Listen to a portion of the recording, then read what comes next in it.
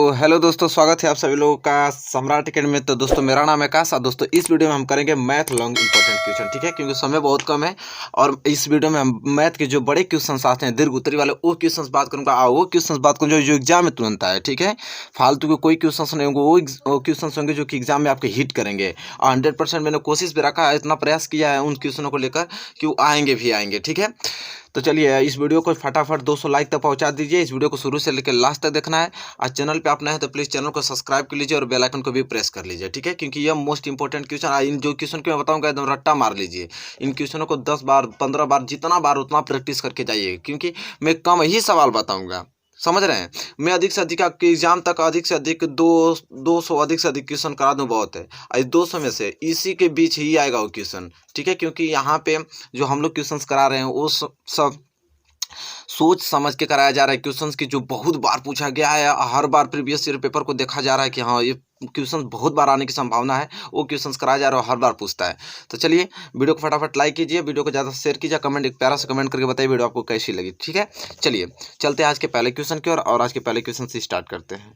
तो चलिए दोस्तों, पहला क्वेश्चन आपकी स्क्रीन पे आ गया जो बहुत ही ज़्यादा इंपॉर्टेंट है। 6 नंबर का क्वेश्चन पूछा जाता है, ठीक है। वो मैं ऐसा क्वेश्चन कराऊंगा जो एग्जाम में आए, ठीक है, फालतू क्वेश्चन नहीं कराने वाले हैं। देखिए पहला क्वेश्चन क्या है, कह रहा है कि निम्नलिखित समीकरण युग्म को रैखिक समीकरणों के युग में बदल कर हल कीजिए। कह रहा है कि 5/x-1 प्लस 1/y-2 बराबर 2, और एक दिया है कि 6/x-1 -3/y-2 बराबर 1। इस समीकरण को हल करना है, ठीक है। 6 नंबर का क्वेश्चन पूछता है, बहुत ही ज़्यादा इंपॉर्टेंट क्वेश्चन है। चलिए मैं बताता हूँ आराम से इसे किस प्रकार सॉल्व करेंगे, ठीक है। तो देखिए सबसे पहले आपको दो समीकरण दिया है। एक दिया है 5/x-1 दिया है और प्लस 1/y-2 दिया है, ठीक है। और बराबर में आपको क्या दिया है, 2 दिया है। और एक आपका समीकरण दिया है कि 6/x-1 और -3/y-2 बराबर 1 दिया है, ठीक है। तो देखिए जैसा कि जानते हैं कि इतना बड़ा बड़ा इक्वेशन दिया है, चीज़ें सॉल्व करने में ज़्यादा डिफिकल्ट हो सकती है। तो हम लोग कुछ एक आसान तरीका लगाएंगे। आसान तरीका लगाएंगे कि देखिए 5 में कुछ नहीं तो एक तो छिपा ही होगा, एक काम तो गुणा कर ही सकते हैं। तो यहाँ से आपका क्या निकल जाएगा, 1/x-1। अब हम क्या करते हैं कि 1/x-1 को हम क्या मान लेते हैं, यू मान लेते हैं, ठीक है। तथा अब देखिए यहाँ पे भी कुछ नहीं तो एक तो छिपा ही होगा आपका, तो 1/y-2 1/y-2 यहाँ से निकल गया, तो इसके बराबर हम क्या मान लेते हैं, भी मान लेते हैं। अब करना आपको क्या है कि देखिए अब 1/x-1 बराबर यू मान लिया, 1/y-2 बराबर भी मान लिया। तो अब देखिए यहाँ पे क्या होगा, 5 है तो 5 लिख लीजिए। अब 5 गुणे यहाँ से क्या हो गया, 1/x-1 को हम क्या माने हैं, यू माने हैं। तो यहाँ पे क्या हो जाएगा, यू, 5 गुणे यू। अब प्लस बीच में प्लस लगा दीजिए। यहाँ पे भी 1/y-2 है तो 1/y-2 को हम क्या माने, भी है तो भी ही हो जाएगा। और बराबर यहाँ से 2 निकल गया आपका। इसी प्रकार यहाँ पे भी कुछ नहीं तो एक तो छिपा ही होगा आपका यहाँ पे, तो 6 है तो 6 लिख लीजिए। और गुणे 1/x-1 को हम क्या माने हैं, यू माने हैं। तो यहाँ पे यू का गुणा कर देंगे, बीच में माइनस है तो माइनस लगा देंगे। यहाँ पे कुछ नहीं तो एक छिपा है, तो देखिए 3 है तो 3 को 3 उतार दीजिए। 1/y-2 को हम क्या माने, भी माने, तो यहाँ पे भी हो जाएगा। अब बराबर क्या है, 1 है, ठीक है। अब सिंपली आपको करना क्या है कि यहाँ से हल करेंगे तो ये क्या निकल जाएगा, 5 में यू को गुणा करेंगे तो 5u और प्लस भी बराबर 2, ऐसे 6 को गुणा यू में करेंगे तो 6u और -3 भी बराबर क्या, 1। इसे समीकरण 1 मान लीजिए, इसे समीकरण 2 मान लीजिए। अब करना ये चीज़ है कि अगर समीकरण पहला में अगर 3 का गुणा कर दूँ तो ये भी 3 भी हो जाएगा, ठीक है। तो यहाँ पर लिखेंगे हम लोग कि समीकरण 1 में, देखिए समीकरण 1 में 3 का गुणा करने पे 3 का गुणा करने पे अगर समीकरण 1 में 3 का गुणा कर देते हैं, इस वाले में 3 का गुणा करते हैं तो क्या हो जाएगा, 15u और प्लस 3 भी और बराबर 3 दूनी के 6, ठीक है। मैं दिखाई नहीं दे रहा, यहाँ कर देता हूँ, ठीक है। अगर इसमें गुणा किया हूँ 3 का तो 3 5 15u और 3 का भी को गुणा करेंगे तो 3v और 3 दूनी के 6 आ गया। यह समीकरण आपका 3 आ गया, ठीक है।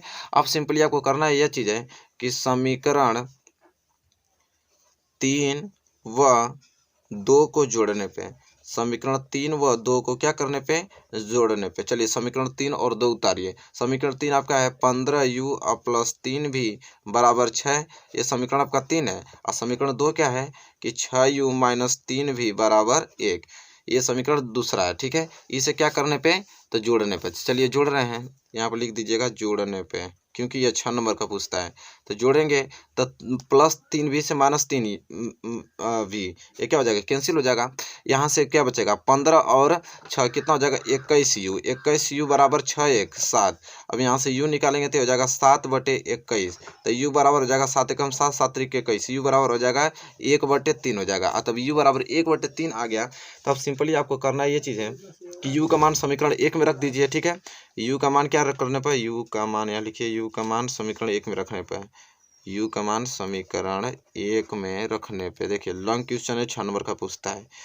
u का मान समीकरण 1 में रखने पर, समीकरण 1 आपका क्या है कि 5u + v बराबर 2, यह है। तो 5u की जगह क्या लिखेंगे हम लोग, 1/3 प्लस क्या हो गया यहाँ पे v बराबर 2। यहाँ से हो जाएगा 5 गुणा 1 में करेंगे तो 5/3 हो जाएगा, या प्लस ये क्या हो जाएगा, v बराबर 2 हो गया। अब सिंपली आपको ये करना है कि v बराबर हो जाएगा 2 और प्लस 5/3 उधर जाएगा तो क्या हो जाएगा, -5/3 में हो जाएगा, ठीक है।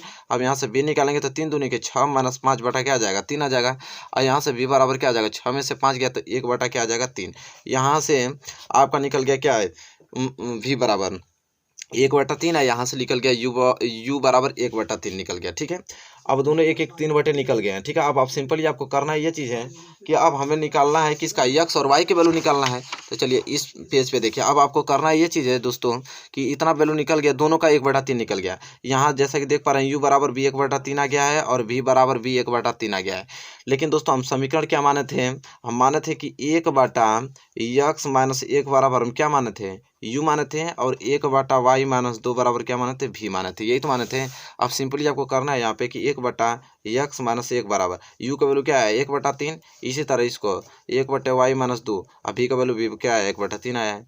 अब x - 1 का गुणा 1 में होगा तो क्या हो जाएगा, x - 1 बराबर 3 का गुणा 1 में होगा तो 3, और यहाँ से x बराबर 3 अब -1 उधर जाएगा तो क्या हो जाएगा, +1, तो x बराबर क्या आ जाएगा, 4 आ जाएगा। तो यहाँ x बराबर 4 आ गया। और इसी तरह y - 2 का गुणा 1 में होगा तो y - 2 अब बराबर 3 का गुणा 1 में होगा तो 3 हो गया, ठीक है। अब करना है y बराबर 3 और -2 उधर जाएगा तो क्या हो जाएगा, +2, तो y बराबर 3 2 5 आ गया। अब जैसा कि देख पा रहे हैं कि x बराबर यहाँ पे 4 आ गया, y बराबर 5 आ गया, तो यही इसका आंसर होगा। कितना सिंपल से मैंने इस क्वेश्चन को सॉल्व कर दिया। उम्मीद करता हूँ कि ये समझ में आ गया होगा। 6 नंबर का पूछता है, आप इसको तैयार कर लीजिएगा। चलिए दोस्तों देखिए, क्वेश्चन नंबर दूसरा आपकी स्क्रीन पे आ गया है, जो कि बहुत ही ज़्यादा इंपॉर्टेंट क्वेश्चन है। और क्वेश्चन नंबर दूसरे को सॉल्व करने की हम लोग कोशिश करेंगे, ठीक है। बहुत ही ज़्यादा महत्वपूर्ण क्वेश्चन है, ये भी क्वेश्चन आपको 6 नंबर का पूछता है एग्जाम में, ठीक है। देखिए एक बार क्वेश्चन हम पढ़ लेते हैं। कह रहा है कि निर्धारित कीजिए कि द्विघात समीकरण 9, यहाँ 9 है, ठीक है, 9x² + 7x - 2 बराबर 0 के मूल वास्तविक हैं। यदि ऐसा है तो मूलों का द्विघात सूत्र द्वारा ज्ञात कीजिए, ठीक है।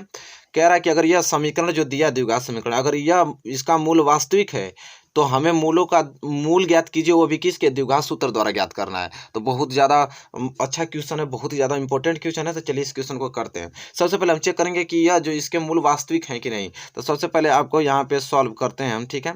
इससे पहले चेक करेंगे कि वास्तविक नहीं, अगर वास्तविक रहेगा तो हम लोग द्विघात सूत्र द्वारा इसका मूल ज्ञात करेंगे। तो समीकरण आपका दिया है क्या, द्विघात समीकरण 9x² + 7x - 2 बराबर 0।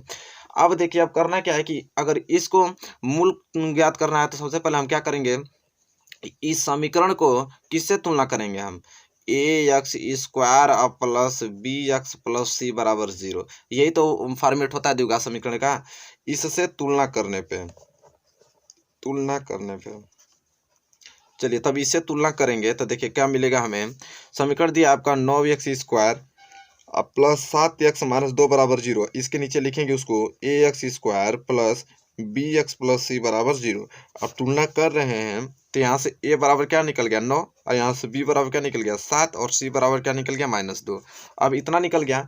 अब हमको मूल ज्ञात करना है। तो मूल ज्ञात करने के लिए क्या फॉर्मेट हम बताए थे, एक बार इस क्वेश्चन को मैंने कराया था। इस प्रकार के क्वेश्चन को मैंने बताया था कि मूल ज्ञात करने के लिए सबसे पहले फॉर्मेट जो होता है उसे विविक्तर से चेक किया जाता है, ठीक है।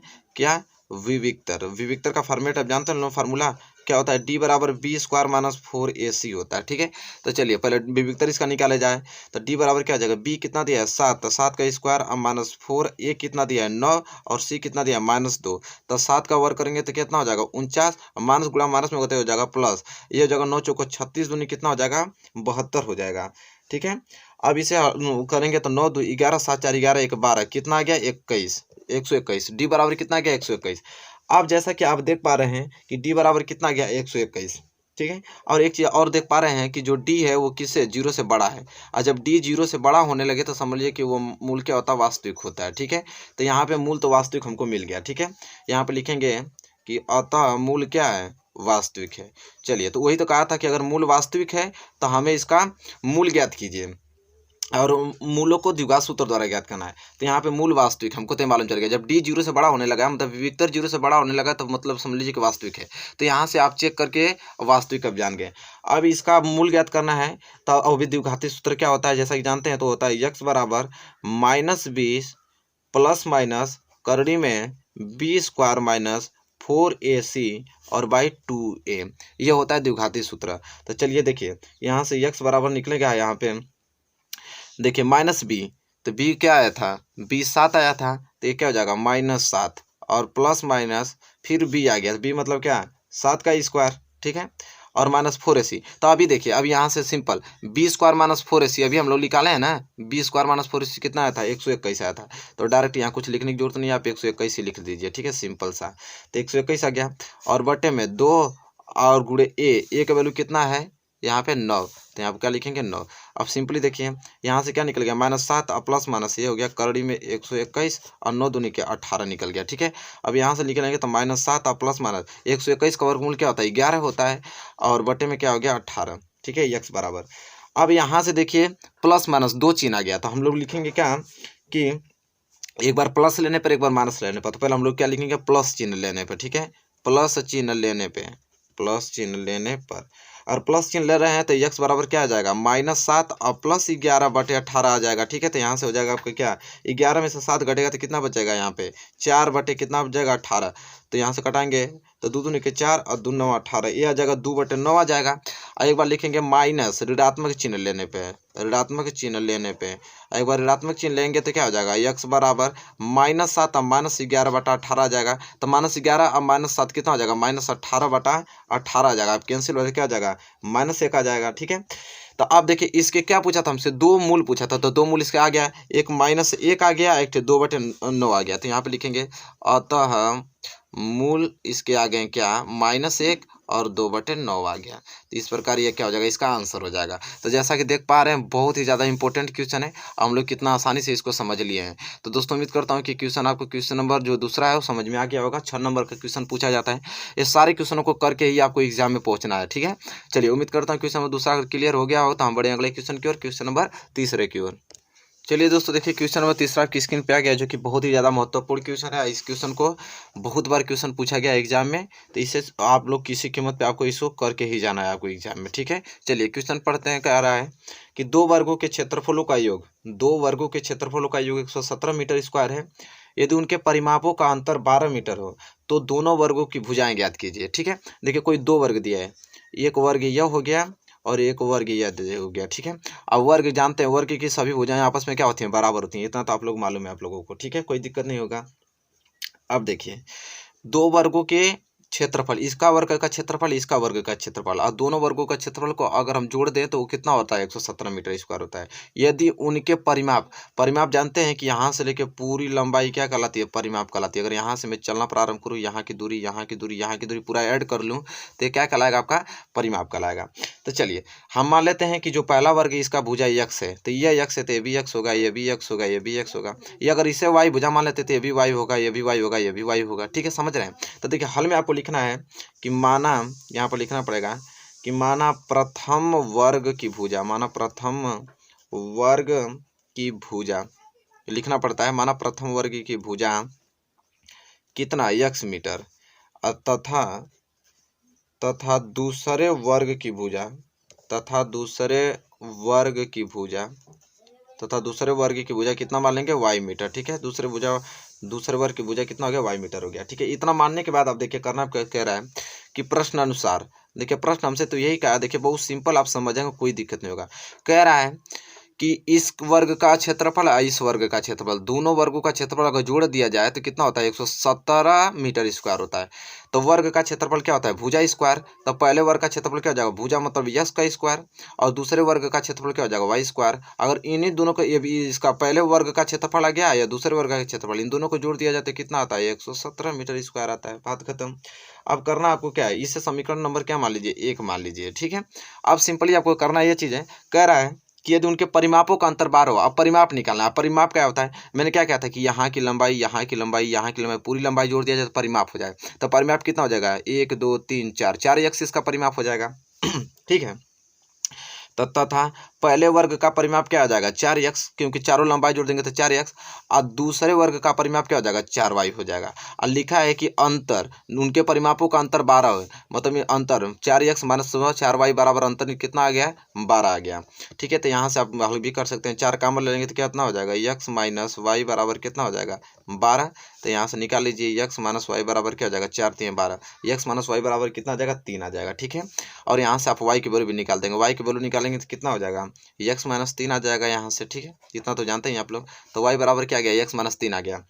अब सिंपली आपको करना क्या है कि y बराबर x माइनस 3 है, तो इसे लिखेंगे y का मान समीकरण 1 में रखने पर, y का मान जो y का मान निकला है इसे समीकरण 1 में रख दीजिए। y का मान समीकरण 1 में रखने पे, y का मान समीकरण 1 में रखने पे, और जब y का मान समीकरण 1 में आप रखेंगे तो समीकरण 1 क्या हमारा यह है, तो एक्स स्क्वायर, तो एक्स स्क्वायर आपका ऐसे ही रहेगा एक्स स्क्वायर, अब प्लस क्या आ गया यहाँ पे वाई स्क्वायर, और वाई स्क्वायर आ गया तो वाई का क्या वैल्यू था एक्स माइनस 3, तो ये क्या हो जाएगा एक्स माइनस 3 का होल स्क्वायर हो जाएगा, क्योंकि वाई स्क्वायर है तो एक्स माइनस 3 का होल स्क्वायर बराबर कितना आ जाएगा 117 आ जाएगा। अब सिंपली आपको करना क्या है कि एक्स स्क्वायर तो ऐसे ही रहेगा, आपका ए माइनस बी का होल स्क्वायर बन गया। ए माइनस बी का होल स्क्वायर क्या होता है ए स्क्वायर मतलब एक्स स्क्वायर, अब माइनस 2ab, तो 2 ए यक्स अब बी 3, तो 3 दूनी के 6x कितना हो जाएगा 6x, और प्लस बी स्क्वायर मतलब 3 का स्क्वायर कितना हो जाएगा 9 हो जाएगा। और यहाँ से देखिए प्लस 117 इधर ला देंगे तो माइनस 117 बराबर 0 आ जाएगा। सिंपली कर दे रहा हूँ, इसको शॉर्ट मैंने बना दिया।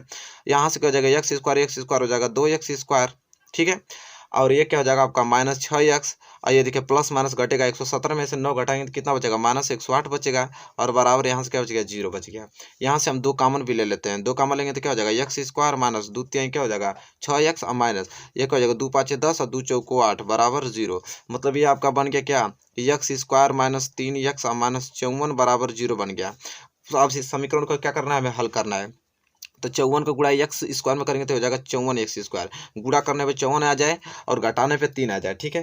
तो ऐसा कौन सा समीकरण है आपका, तो 9 छक्का 54, 9 में 6 को गुणा करेंगे तो 54 एक्स स्क्वायर भी आ जाएगा, 9 में से 6 घटाएंगे तो 3 भी आ जाएगा। तब सिंपली आपको करना है यहाँ पे लिखना है एक्स स्क्वायर अब माइनस 9x और प्लस 6x और माइनस 54 बराबर 0, क्योंकि देखिए माइनस 9x और प्लस 6x इसमें घटाएंगे तो माइनस 3x भी आ जाएगा, और गुणा करेंगे तो 54x स्क्वायर भी आ जाएगा। ठीक है।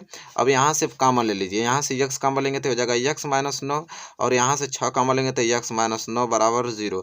तो x माइनस 9 यहाँ पे भी तो कॉमन ले लीजिए, तो x माइनस 9 एक में आ जाएगा और एक में x प्लस 6 बराबर 0 आ जाएगा। अब सिंपली करना है यहाँ पे दोस्तों कि x माइनस 9 बराबर 0 रख दीजिए तो ये आ जाएगा x बराबर 9, और एक बार x प्लस 6 बराबर 0 रख दीजिए तो आ जाएगा x बराबर माइनस 6 आ जाएगा। ठीक है। अब देखिए चलिए देखिए, तो देखिए x बराबर क्या गया -6, तो जैसा कि जानते हैं ऋणात्मक मान्य नहीं होता है इसलिए हम धनात्मक लेंगे, तो x बराबर 9 ले लिया। तो पहले वर्ग की भुजा हम x माने थे तो x बराबर 9 आ गया, और दूसरे वर्ग की भुजा क्या होगा, तो मैंने यहाँ पे समीकरण माना था y बराबर x माइनस 3, तो y बराबर x की वैल्यू क्या आ गया 9 माइनस 3, तो y बराबर क्या आ गया 6 आ गया। तो y बराबर 6 आ गया और x बराबर 9, तो एक वर्ग की भुजा 9 मीटर आ गया और दूसरे वर्ग की भुजा 6 मीटर आ गया। ठीक है। तो इस प्रकार आप इसको ज्ञात कर सकते हैं। तो बहुत ही ज़्यादा सिंपल क्वेश्चन था और महत्वपूर्ण भी क्वेश्चन था, अच्छा नंबर का पूछता। उम्मीद करता हूँ क्वेश्चन आप अच्छे तरीके से समझ में आ गया होगा, आप लोगों को कोई दिक्कत नहीं होगा क्वेश्चन नंबर 3 में। चलिए इसी के साथ हम बढ़ेंगे अगले क्वेश्चन की और क्वेश्चन नंबर 4 की ओर उसे समझने की कोशिश करेंगे। चलिए दोस्तों देखिए क्वेश्चन नंबर 4 आगे आपकी स्क्रीन पे, जो कि बहुत ही ज़्यादा महत्वपूर्ण प्रश्न है। तो चलिए इस प्रश्न को सॉल्व करने की हम लोग कोशिश करते हैं। कहा है कि 2 समरूप त्रिभुजों के परिमाप क्रमशः 40 सेंटीमीटर तथा 7 सेंटीमीटर है, इनके क्षेत्रफलों में अनुपात ज्ञात करना है। ठीक है।